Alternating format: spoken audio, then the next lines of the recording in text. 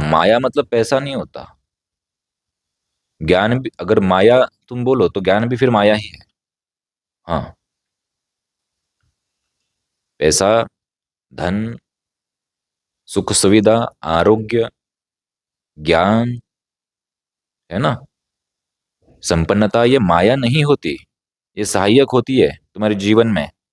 तुम्हारी दूषित बुद्धि और कुछ ऐसे पवित्र जगह पे बैठे कुछ पाखंडी लोगों का ज्ञान सुन के तुम खुद मायावी होते हो और तुम इनको भी माया समझने लगते हो। तुम्हारी इतनी हिम्मत कि तुम लक्ष्मी जी को माया समझो। तुम लक्ष्मी जी, जो स्वास्थ्य की भी देवी है, विद्या की भी देवी है, धन की भी देवी है, अपनी माता को माया समझोगे? ये माया है, छोड़ दो, हम तो टच नहीं करते। बोलोगे क्या ऐसे माता को? नहीं बोल सकते ना। तो तुम्हें ये जो लोग बैठे हैं ये ऐसा उल्टा ज्ञान क्यों दे रहे हैं और तुम वो ज्ञान ले रहे हो? तुम्हारा आश्चर्य है। दुनिया में कोई चीज माया नहीं मन के अलावा। हम साफ शब्द में बोलते हैं। हमारे इस वाक्य को कभी एकांत में बैठो 5 मिनट आंखें बंद करके, किसी निर्जन स्थान पे आराम से बैठो। दुनिया में कोई चीज माया नहीं है सिवाय तुम्हारे मन के। समझ गए? अगर माया होती तो कृष्ण भगवान को राजा बनने की आवश्यकता नहीं होती। कृष्ण भगवान बोलते हैं तो माया का खेल है, हमें क्यों माया में उलझना है, हम तो भगवान है। राम जी को माया में उलझने की आवश्यकता नहीं थी, राजा बनने की आवश्यकता नहीं थी। ये तो माया का खेल है, हम क्यों उलझे? है ना? तो आज का प्रश्न का उत्तर तुम्हें साफ साफ मिल चुका है। लोग यही पे भटक रहे हैं कि पुरातन समय में जो साधु संत ऋषि मुनि थे जिन्होंने ज्ञान देने की कोशिश की, प्रामाणिक ज्ञान, उनको तुमने कपोल कल्पना मान के छोड़ दिया। और जो चमत्कार दिखाने के पीछे थे उनके पीछे तुम हाथ धो के लगे हो आज भी। ज्ञान को तुमने ठुकरा दिया और 2 कौड़ी के चमत्कार को तुमने पकड़ लिया। मुझे एक बात बताओ, कैसे तुम समझोगे कि अध्यात्म क्या होता है? अध्यात्म, आत्मा का अध्ययन,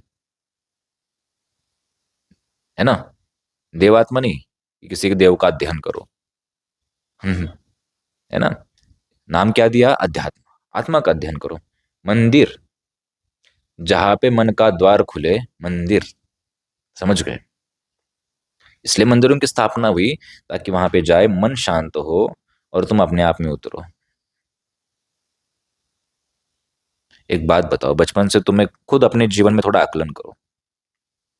जब भी तुम मंदिर गए, मूर्ति के सामने गए, है ना, हाथ जोड़ते थे, आज भी हाथ जोड़ते हो, आंखें बंद करते हो।